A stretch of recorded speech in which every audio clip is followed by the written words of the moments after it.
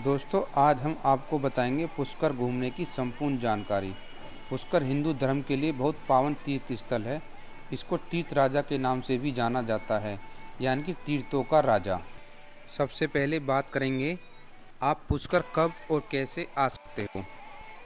दोस्तों, यदि आपको पुष्कर आना है तो आप बाय ट्रेन, बाय बस या अपने किसी व्हीकल से आ सकते हो। दोस्तों, यदि आप बाय ट्रेन आ रहे हो तो आपको अजमेर शहर आना होगा, जो कि अजमेर शहर पुष्कर से 15 किलोमीटर दूर है। अजमेर शहर आने के लिए लगभग आपको सभी बड़े शहरों से ट्रेन मिल जाएगी। अजमेर शहर से आप किसी ऑटो या बस से आ सकते हो। ऑटो वाला आपसे 30 से 40 रुपये प्रति व्यक्ति चार्ज करेगा। अब बात करते हैं दोस्तों होटल के बारे में। आपको यहाँ पर होटल 1000 से लेके 2000 के बीच में एक अच्छा रूम मिल सकता है। यदि आप उससे बार्गेनिंग करोगे तो शायद वो कम में भी मान जाएगा। अब बात करते हैं आपको पुष्कर कब आना चाहिए। तो पुष्कर आपको अक्टूबर और नवंबर के बीच में आना चाहिए, क्योंकि इन दिनों में यहाँ पर एक मेला लगता है जिसे कहा जाता है कैमल फेस्टिवल। यह फेस्टिवल दुनिया भर में मशहूर है। दुनिया के कोने कोने से भारत में लोग इस मेले को देखने आते हैं। अब सबसे पहले बात करेंगे कि इस स्थान की हिंदू धर्म में इतनी मान्यता क्यों है। पुराणों के अनुसार इस सृष्टि के सृजनकर्ता आदि देव श्री ब्रह्मदेव है, और ब्रह्मा जी को ही सभी वेदों का निर्माता भी कहा जाता है। यूँ तो संपूर्ण संसार ही प्रभु ब्रह्मा का घर है, किंतु पृथ्वी के बारे में कहा जाता है कि यहाँ एक जगह ऐसी भी है जिसे भगवान ब्रह्मा का घर कहा जाता है, और वह जगह है तीर्थराज पुष्कर। राजस्थान की अरावली के बीचों बीच बसा पुष्कर एक खूबसूरत शहर है। पुष्कर में यूँ तो अनेकों मंदिर है, पर इन सब में सबसे खास मंदिर है भगवान ब्रह्मा जी का मंदिर। इसलिए ग्रीस ट्रेवल विद एडवेंचर भी आपको दर्शन कराने के लिए वहाँ पर पहुँच गए। पुष्कर पहुँचने से पहले हम अरावली पहाड़ियों के बीचों बीच से निकलते हैं, और इन पहाड़ियों की खूबसूरती देखने लायक होती है। उसके बाद हम पहुँचे पुष्कर की गलियों में, जहाँ राजस्थान की संस्कृति और राजस्थान की कला के रंग हर जगह फैले हुए थे। हर सड़क, हर गली मानो राजस्थान की गौरव गाथा गा रही हो।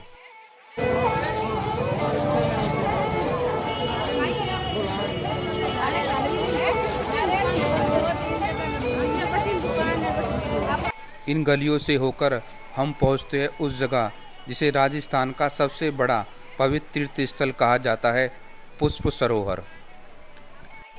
नमस्कार दोस्तों, आपका स्वागत करता हूं पुष्कर राजस्थान में। आज मैं आया हुआ हूं पुष्कर राजस्थान में। पुष्कर राजस्थान में ब्रह्मा जी का एकमात्र मंदिर है, जो पूरे विश्व में और कहीं नहीं मिलेगा आपको। मैं आपको पुष्कर की बहुत सारी जगहों पर आज घुमाऊंगा, जो कि यहाँ के बहुत प्रसिद्ध तीर्थ स्थल है। आइए सबसे पहले हम बात करते हैं ब्रह्म सरोवर की। ब्रह्म सरोवर की मान्यता यह है, जो व्यक्ति एक बार इस सरोवर में आता है या इस सरोवर में डुबकी लगाता है या छींटे मारता है, उसके सभी पाप और उसकी सभी बीमारियां दूर हो जाती है। इस ब्रह्मकुंड में 300 कुछ मंदिर इसके चारों तरफ है और 52 घाट है। पौराणिक कथाओं के अनुसार भगवान ब्रह्मा ने सृष्टि का निर्माण यहीं से शुरू किया था। कहा जाता है कि भगवान ब्रह्मा को श्राप है कि भगवान ब्रह्मा की कहीं भी पूजा नहीं होगी, और वह श्राप भी उनकी स्वयं पत्नी देवी सावित्री ने दिया था। जगत पिता ब्रह्मा ने जब यहाँ सृष्टि का निर्माण किया, तो भगवान ब्रह्मा ने यहाँ पर बैठकर तपस्या करने के बाद जगत पिता ने यज्ञ करने का आयोजन किया। जगत पिता ने कहा कि हम यहाँ पर बैठकर एक यज्ञ का आयोजन करेंगे। भगवान ब्रह्मा की 2 पत्नियाँ थीं। एक का नाम था देवी सावित्री और दूसरी का नाम था वेद माता गायत्री। पहली पत्नी उपस्थित न होने के कारण उन्होंने वेद माता गायत्री को अपने साथ बिठाया, और उसके बाद यज्ञ शुरू हो गया। उसी समय वहाँ पर उनकी पहली पत्नी आ जाती है और यह देखकर क्रोधित हो जाती है। माता सावित्री जगत पिता ब्रह्मा को श्राप दे डालती है कि आपकी पूरे संसार में कहीं पर भी पूजा नहीं होगी, इसलिए उनका मंदिर यहीं पर है। कहीं और स्थान पर आपको मंदिर देखने को नहीं मिलेगा। कुछ विद्वानों का ये भी कहना है, जिस दिन यज्ञ का शुभ मुहूर्त निकला जा रहा था, उस दिन ब्रह्मा जी ने अपने बेटे नारद जी से बोला, बेटा आप अपनी माता सावित्री माता को लेकर आओ। परंतु नारद जी ने सोचा कि मैं सभी देवी देवताओं के बीच झगड़ा कराता हूँ, यदि मैंने अपने माता और पिता के बीच झगड़ा नहीं कराया तो यह अच्छी बात नहीं होगी। इधर भगवान ब्रह्मा क्रोधित होने लगे, क्योंकि यज्ञ का समय निकला जा रहा था। तो उन्होंने भगवान इंद्र से बोला, हे देवराज इंद्र, आप ही कोई ना कोई उपाय कीजिए। तब देवराज इंद्र ने पुष्कर के पास ही एक गांव में गुर्जर की कन्या एक गाय की सेवा कर रही थी, तो भगवान उसको अपने साथ ले आए। पर वह किशोरी साधारण योनि की थी और ब्रह्मा जी देव योनि के थे। उसके बाद ब्रह्मा और देवताओं ने एक उपाय सोचा कि इस कन्या को 3 बार गाय के मुख में डाला जाए और 3 बार निकाला जाए। इसी लीला को कहा जाता है गायत्री। जिस गायत्री मंत्र का उच्चारण हम सब करते हैं, उसी गायत्री माता का जन्म यहीं पर हुआ था। और ऐसा कहा जाता है कि सबसे पहले गायत्री मंत्र का उच्चारण इसी स्थान पर हुआ था। पुष्कर स्थित ब्रह्मा मंदिर में अपितु भारत से ही नहीं, पूरे संसार से लोग दर्शन करने के लिए आते हैं। कहा जाता है कि एक बार श्री राम भी पुष्कर यात्रा पर आए थे। त्रेता युग में स्वयं भगवान श्री राम अपने पिता दशरथ के पिंडदान करने के लिए यहाँ पर आए थे। कहा जाता है कि पुष्कर जैसा पौराणिक मंदिर और कहीं नहीं है, क्योंकि सृष्टि का निर्माण यहीं पर हुआ था। कहा जाता है कि 14वीं सदी में ब्रह्मा जी के मंदिर का पूर्ण उद्धार हुआ था, लेकिन कुछ तथ्यों के अनुसार यह मंदिर 2000 साल से भी पुराना है।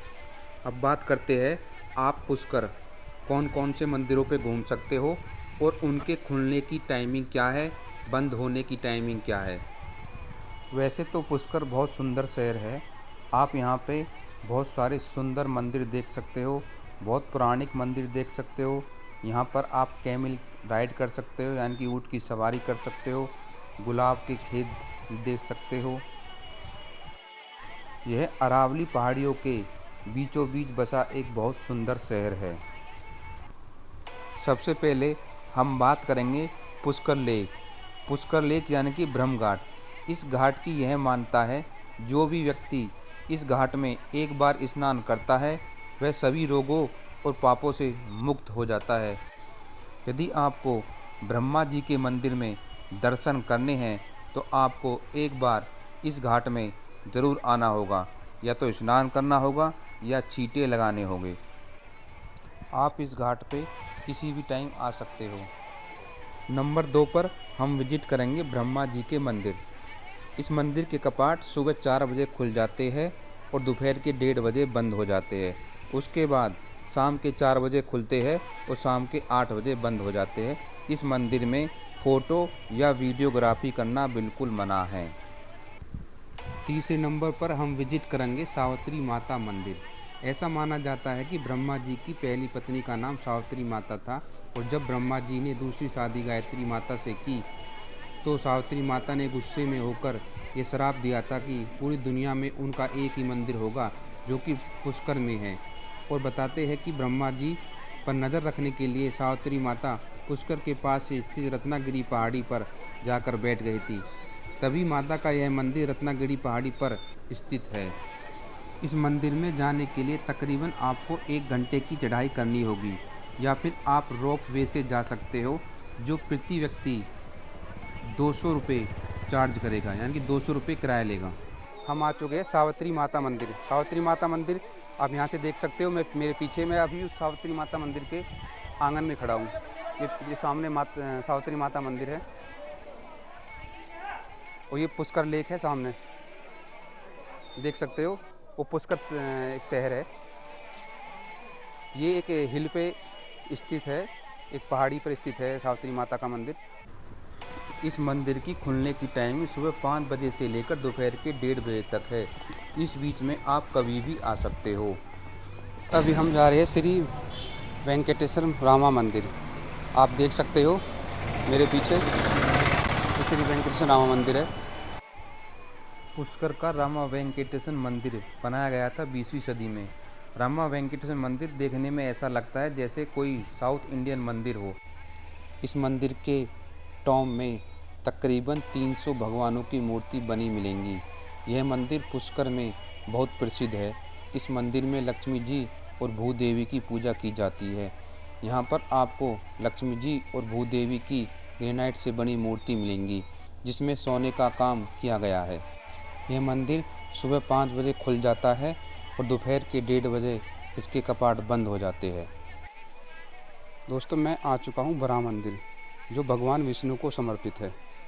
बताया जाता है मुग़ल बादशाह औरंगज़ेब ने यह मंदिर पूरी तरह से ध्वस्त कर दिया था। उसके बाद मानसिंह टू ने इस मंदिर का निर्माण दोबारा कराया था। बराह मंदिर, जो कि भगवान विष्णु को समर्पित है, ऐसा बताया जाता है मुग़ल बादशाह औरंगज़ेब ने इस मंदिर को बुरी तरह बर्बाद कर दिया था। उसके बाद सवाई मानसिंह द्वितीय ने इस मंदिर का निर्माण दोबारा कराया था। इसकी कुछ मान्यता इस प्रकार है। ऐसा बताया जाता है जब भगवान ब्रह्मा यहाँ पर यज्ञ कर रहे थे तो उनकी रक्षा भगवान विष्णु ने की थी। इस मंदिर की खुलने की टाइमिंग सुबह 5 बजे से लेकर दोपहर के 1:30 बजे तक है। उसके बाद यह मंदिर शाम के 4 बजे खुलता है। दोस्तों, हम आ गए रंगजी मंदिर। यह भगवान राम को समर्पित है। देख सकते हो आप मेरे सामने, यह मंदिर है रंगजी मंदिर। यह मंदिर भगवान राम को समर्पित है, जो कि भगवान विष्णु के अवतार थे। इन्हीं के साथ साथ यहाँ देवी लक्ष्मी, भगवान श्री कृष्ण, भगवान गोटामल और श्री रामा अर्जुनाचार्य की पूजा की जाती है। यह मंदिर ढूंढा गया था 1823 ईस्वी में हैदराबाद के पूर्णमल धारीवाल के द्वारा। रंगजी मंदिर में आने की टाइमिंग सुबह 5 बजे से दोपहर के 1:30 बजे तक है।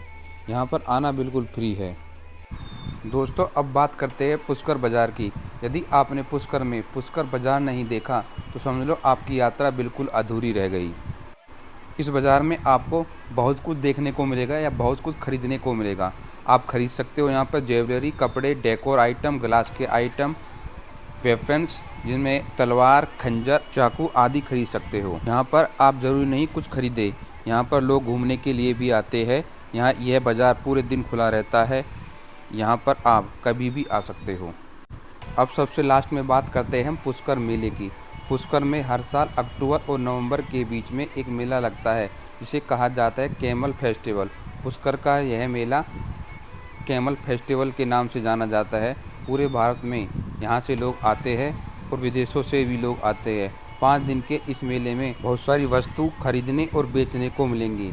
इस फेयर में आप तरह तरह के पशु देख सकते हो, जैसे कैमल, काऊ, यानी कि कुछ पालतू पशु। इस मेले में एंट्री बिल्कुल फ्री होती है। दोस्तों, इस तरह से 1 से 2 दिन में पूरा पुष्कर घूम सकते। दोस्तों, यदि आपको मेरी वीडियो अच्छी लगी तो लाइक, शेयर और सब्सक्राइब करें।